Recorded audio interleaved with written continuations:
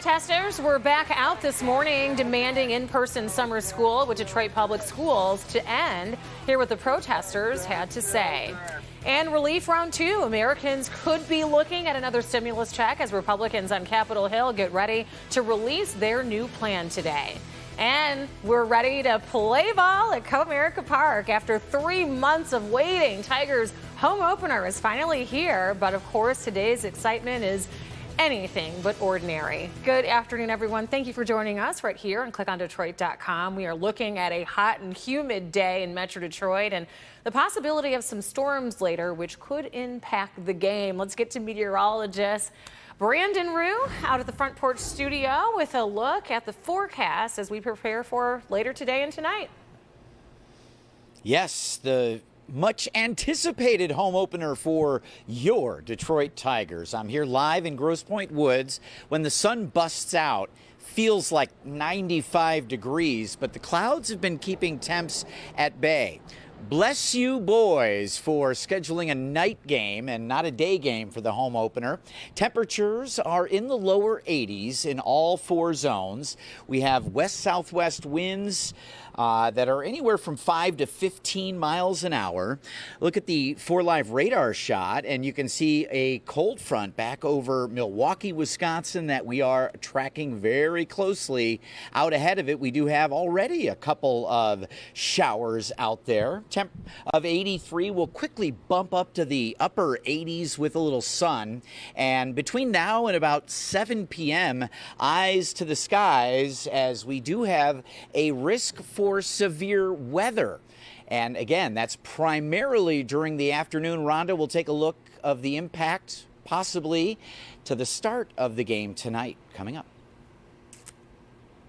All right, Brandon, thank you. We are talking baseball this noon and the big return to Detroit for opening day for the Detroit Tigers. And let's take a live look at our beloved Comerica Park from Sky 4.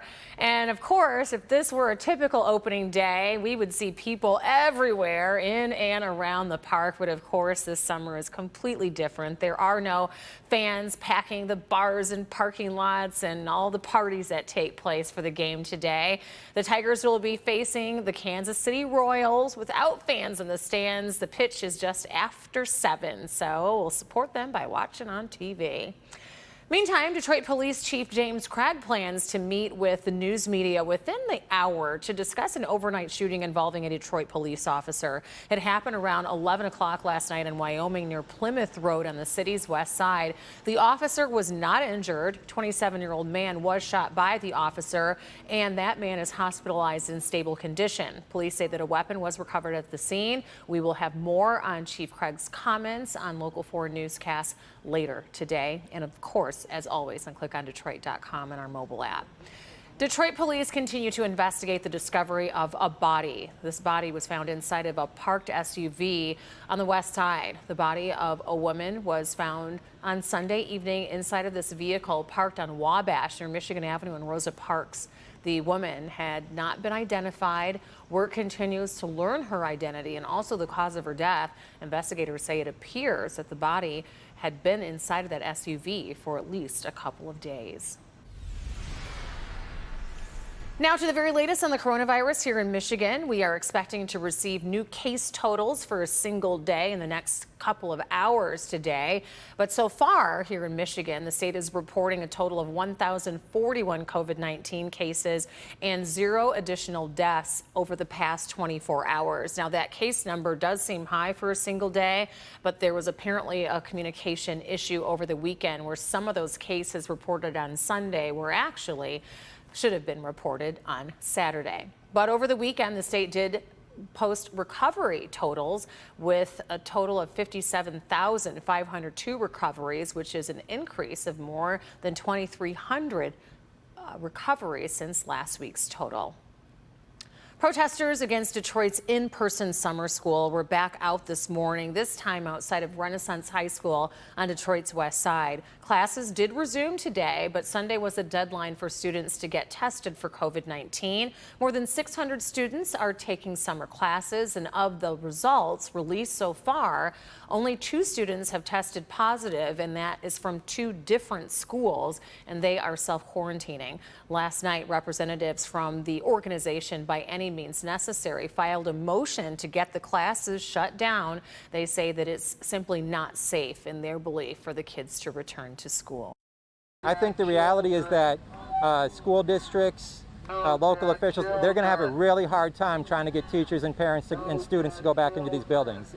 It may have seemed possible a few months ago when the numbers were declining, but the way they've been going up, a lot of people are getting very anxious about it. I think it's going to be very difficult for them to reopen. Late this morning, the district filed a response to the motion saying that only students that have tested for COVID-19 with negative results were able to attend classes today. And today, Republicans will unveil their plan for the next coronavirus relief bill. And the new plan includes another round of $1,200 checks for Americans. The White House and Senate Republicans say that their plan will not renew the full unemployment insurance benefits. The Republican plan is said to extend the moratorium on evictions and offer tax credits for small businesses and restaurants. House Democrats are pushing for a more generous stimulus plan as well as enhanced unemployment benefits. President Trump's national security advisor has tested positive for the coronavirus. Robert O'Brien is the highest-ranking White House official known to have tested positive for the virus. Sources say that O'Brien has been working from home since last week and began to show symptoms following a family event. The White House says that there is no risk of exposure to the president or vice president. Those who work closely with the president are tested every day. His could be a big week for the coronavirus vaccine researchers. Several major medical companies are set to expand human trials here in the United States. It is a make or break period in the process to find a safe and effective drug to combat this vicious virus. Let's get to NBC's Tom Costello with more. It's a major step in the fight against the coronavirus. Today, Moderna set to begin phase 3 clinical trials, expanding testing of its vaccine to 30,000 volunteers. The crucial stage will determine how effective it may be in preventing COVID-19 infection. That's where the rubber meets the road here. That's where we're going to see across a broader range of individuals, hopefully thousands, tens of thousands normally, what is the performance of this vaccine? Is safety clearly documented? The FDA requires all vaccines to be at least 50% effective to receive approval. The WHO says there are currently 25 potential coronavirus vaccines in clinical trials worldwide. On Sunday, the Trump administration pledged another $472 million to Moderna, bringing total investment in that company's efforts to nearly $1 billion. Yet another indication of the Trump administration's push to bring a vaccine to market fast. Through Operation Warp Speed, the White House has put money into several other companies as well, including Johnson & Johnson, which will begin its human trials in the U.S. today. Meanwhile, Pfizer, which reached a $2 billion deal with the administration to produce 100 million doses, actually has 4 vaccine candidates. With promising early results, the company says it expects to begin phase 3 trials within days. We can select the optimal vaccine candidate at the optimal dose, because we want to obviously have both a vaccine which is safe and well tolerated, but equally we want one that can produce a positive immune response. Even before FDA approval, many companies are already ramping up production to meet anticipated global demand. We're not looking for a winner. We're looking for a number of winners. Still, Dr. Vin Gupta, an ICU doctor caring for critically ill COVID-19 patients, is urging caution. There's not going to be a magic bullet, but hopefully a vaccine that gets approved lessens severity of illness and hopefully promotes some degree of herd immunity more broadly. Importantly now, they're still trying to figure out how long immunity might last from a vaccine. Early indications are that it may only last a few weeks or a few months, so you and I, when we get a vaccine eventually, may need more than one dose. In other words, the first shot, then the second shot, and then maybe even a booster shot. There's still an awful lot to be worked out. I'm Tom Costello in Washington. Back to you. Thank you, Tom. The nation's capital begins its final goodbye today for civil rights icon Congressman John Lewis. The casket of the late civil rights leader and longtime lawmaker has arrived in the nation's capital today. On Sunday, Lewis crossed over the Edmund Pettus Bridge in Selma, Alabama one last time. This afternoon, a private ceremony will be held inside of the U.S. Capitol building, and then the casket will be moved outside to the East Capitol steps for socially distant public viewing tonight and tomorrow. Lawmakers want to honor his memory with action. We need to pass the Voting Rights Act, and we need to make sure that all Americans that are eligible to vote can vote in 100 days. A private funeral for John Lewis will take place on Thursday in Georgia at Atlanta's historic Ebenezer Baptist Church. We want to check back in with Brandon and get a full look at our forecast from today and beyond. How are we looking?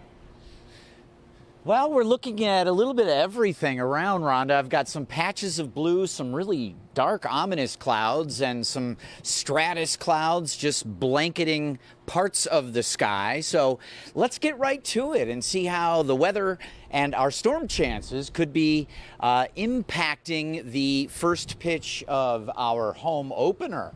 Normally, we're talking 40s, 50s, and cold rain or sleet. Not today. 83 right now with a heat index of 88. It is super steamy, and places like Monroe with a little more sunshine, 85, heat index 96. And that is one of the areas that is going to be watched very closely through the afternoon, early evening. All the areas there shaded in green. That includes downtown Detroit, downriver, down into Monroe, Lenawee counties, maybe parts of Macomb and St. Clair counties. Marginal risk just means a small handful of storms capable of damaging wind, lightning, maybe some power outages. We do expect these upper 80s, at least for a short time, with that middle 90s or warmer heat index. But between now and about 7 p.m., eyes to the skies. Probably still have some showers and storms around for 5 p.m. batting practice, perhaps. First pitch 7:10. And I think that's right about when everything starts to legitimately wrap up. We are getting more and more cloud cover now pushing in, and even a couple of garden variety showers down near Hillsdale and Lenawee counties, parts of Livingston County. We've seen a couple of drips, but it is all about the timing and the placement of that cold front, which again sets up right along the I-94 corridor for our, I guess, best chance for stronger storms through the afternoon. You can see here at about 7, 8 o'clock, everything pushes off to the east. So again, play ball tonight. And the good news is it will be a noticeable difference for us come tomorrow. We will see much lighter humidities, and we will feel very nice through the day with middle 80s. I think the mornings are going to be upper 50s to low 60s. All week long. We do have a shot for some late night Tuesday showers into Wednesday morning. And other than that, low to middle 80s. And again, Rhonda, not too muggy all week long. So this is the worst of it. And wouldn't you know, you get the heat and humidity with a cold front.